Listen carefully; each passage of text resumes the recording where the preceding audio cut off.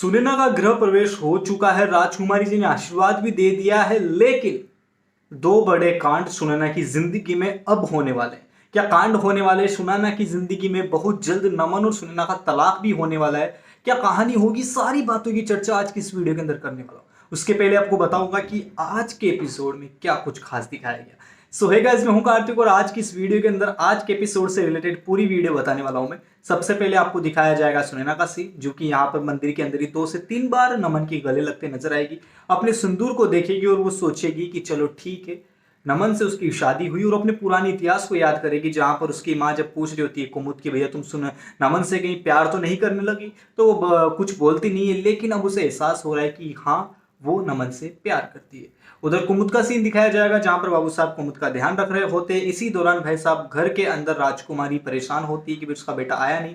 बेटा की जैसे एंट्री होती है, बेटे के पीछे से यानी कि पीठ पीछे से यहाँ पर सुनैना की एंट्री होती है, उसकी मांग में सिंदूर भरा होता है। सिंदूर को देखते राजकुमारी जी के होश उड़ जाते हैं, यहाँ पर छक्के छूट जाते हैं सारे घर वालों के।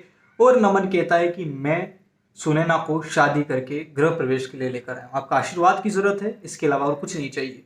नमन हाथ जोड़ता है, माफी मांगता है अपनी माँ की, लेकिन भैया उसकी माँ की मुंह से कुछ निकलता नहीं है। तो कहता है कि चलो ठीक है भाई सुनैना, जब माँ ने आशीर्वाद नहीं दिया है तो यहाँ से रवानगी लेना ही अच्छा होगा। दिन यहाँ पर रवानगी लेने वाले होते हैं, उसकी माँ रोकती है और कहती है कि भैया तुम बेटे बहू हो, किसी टाइम पर अपना जो ईगो उसको साइड में रखकर बेटे बहू की खुशी भी देख लेनी चाहिए। और यहाँ पर आगे वाली कहानी में आरती को उतारती नजर आएगी। आरती की थाली लेने जाती है भगवान के मंदिर पर, तो उनकी देवरानी कहती है कि आप क्या कर रही हैं, ऐसा तो आपके जो उसूल है, रूल है, उनके खिलाफ है। तो कहती है कि बाबू साहब को उनकी औकात दिखाने का एकमात्र यही जरिया है कि बाबू साहब उस दिन तो इसे बड़बड़ाते गए थे, लेकिन अब उनकी बेटी जब हमारे पास आ चुकी है तो उनकी औकात दिखाने का यही तरीका है। बाबू साहब को वीडियो कॉल किया जाता है। बाबू साहब कहते हैं कि भैया क्या बात हुई, तुम क्यों फोन कर रही हो? नमन पहुंच जाएगा? कि नमन नहीं, तुम्हारी सुनैना बेटे भी पहुंच चुकी है। ये क्या बकवास कर रही हो, सुनैना कैसे पहुंच जाएगी? क्योंकि बाबू साहब को तो लगता था कि वे दोनों को मार दिया गया है। कुमुद कहती है कि क्या बात हो गई।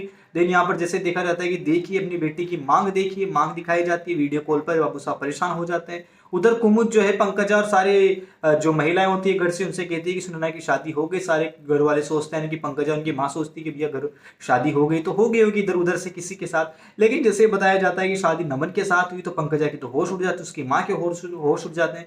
गृह प्रवेश सुनैना का किया जाता है, सारे लोग काफी ज्यादा खुश हैं। सब यहाँ पर नमन के साथ सुनैना भी काफी ज्यादा खुश है। उसी के दौरान यहाँ पर बाबू साहब की एंट्री दिखाई जाएगी। बाबू साहब यहाँ पर सुनैना को बोल देते हैं कि रुक जाइए, एक कदम और आगे बढ़ाया तो गोली चल जाएगी। गोली नहीं चलाते हैं, राजकुमारी जी यहाँ पर होती है।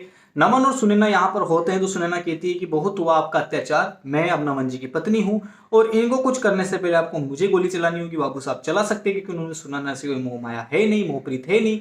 बहुत जल्द यहाँ पर काफी सारी चीजें आपको बदलती दिखाई जाएगी। अब सुनैना और नमन की लाइफ में काफी ज्यादा यहाँ पर भूकंप होने वाले हैं, क्योंकि कुमुद के खिलाफ भी अब सुनैना जाने वाली है। लेकिन जैसे ही सच पता चलेगा और जो 17-18 साल पुराना सच है वो निकल कर सामने आएगा तो नमन क्या छोड़ देगा, क्या होगा, सारी बातों की चर्चा शाम की वीडियो के अंदर करूंगा, देखना मिस मत कीजिएगा। वीडियो अच्छी लगी हो लाइक करे हुए जाकर चैनल को सब्सक्राइब करें। रोज डेली एपिसोड आने से पहले एपिसोड देखने के लिए चैनल को सब्सक्राइब करें।